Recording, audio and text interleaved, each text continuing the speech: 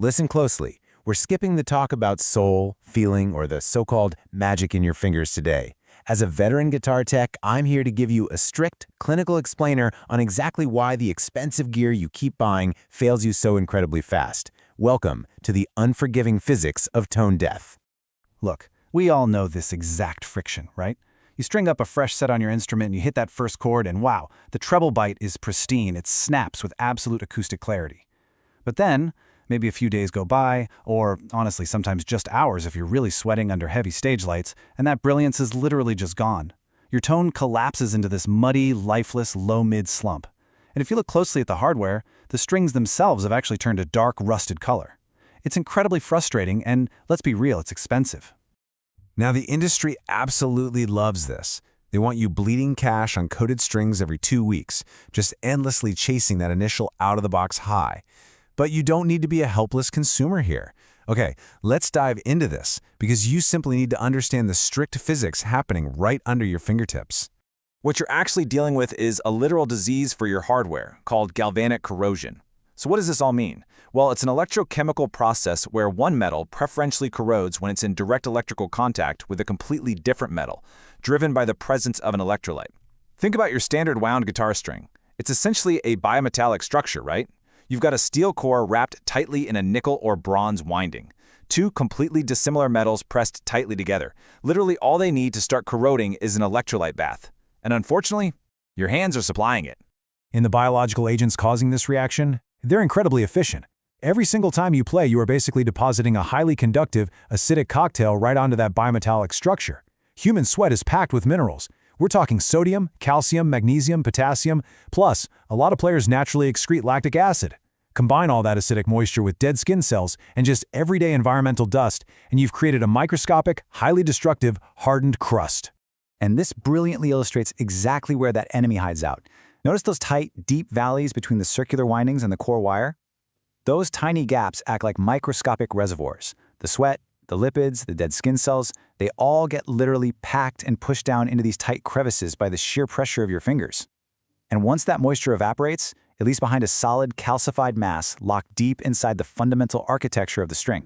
We refer to this structural buildup as the crust. And look, it's not just that the string is quote-unquote dirty. This crust physically alters the actual mechanics of the wire.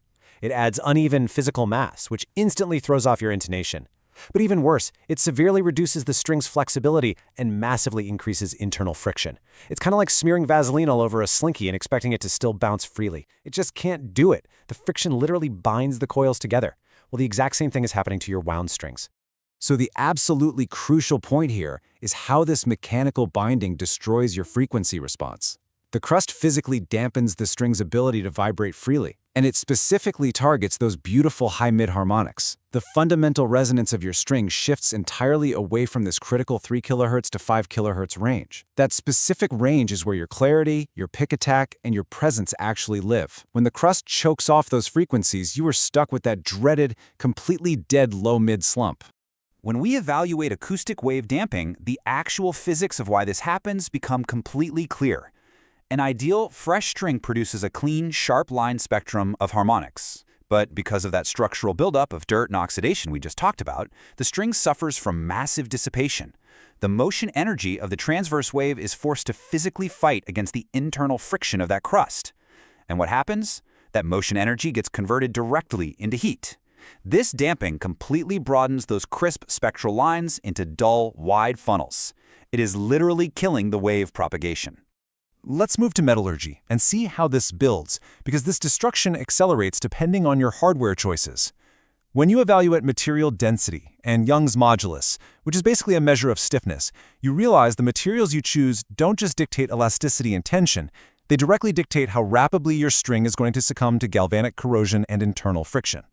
Let's do a clinical comparison. Take pure nickel strings. Because pure nickel has a lower magnetic permeability and a really uniform composition, it natively resists oxidation from your hand sweat so much better, but there's a trade-off, right? It lacks that really aggressive, percussive bite of steel.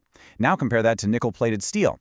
This gives you a really slippery, brilliant high-frequency attack right out of the pack. However, that incredibly thin nickel plating wears off super quickly, which exposes the raw steel core directly to the electrolytes on your hands, rapidly accelerating that corrosion process.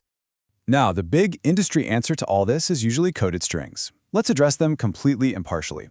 What they do is apply a polymer wrap to physically block that biological crust from entering the windings. And honestly, it works.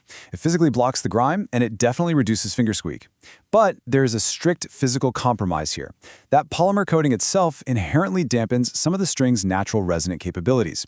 You lose a noticeable amount of that initial high-frequency brilliance right out of the box simply because you've essentially wrapped your metal oscillator in a microscopic blanket.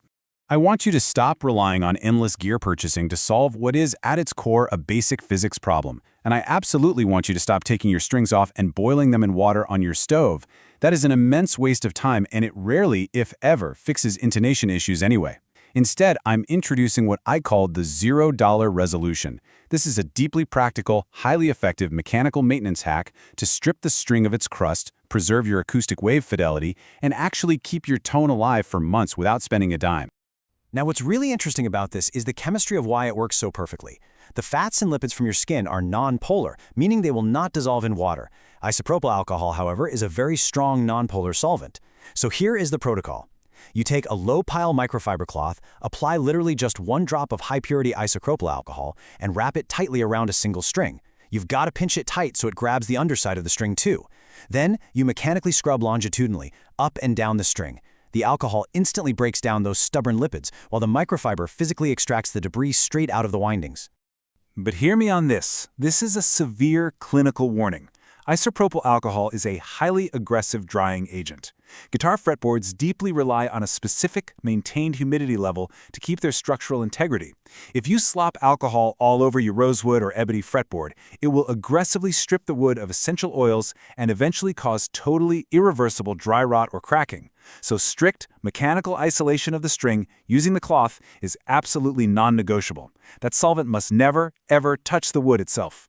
If you actually implement this single mechanical protocol after every heavy playing session, you completely neutralize that electrolyte bath. You stop the galvanic corrosion before it even has a chance to start, and most importantly, you prevent that physical structural damping of your precious high-mid frequencies. So what does this all mean for you? Are you finally ready to stop bleeding cash on maintenance and master the actual science of your guitar hardware? Because it is definitely time to shift from being a helpless, frustrated consumer to an informed technician who dictates exactly how their gear performs.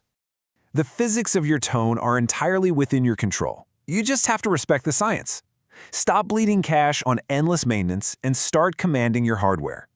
Make sure to subscribe to the Tone Manual so we can keep mastering the clinical mechanics behind your gear together. Remember, perfect tone isn't something you can just go buy at a store. It's something you engineer. We'll catch you on the next explainer.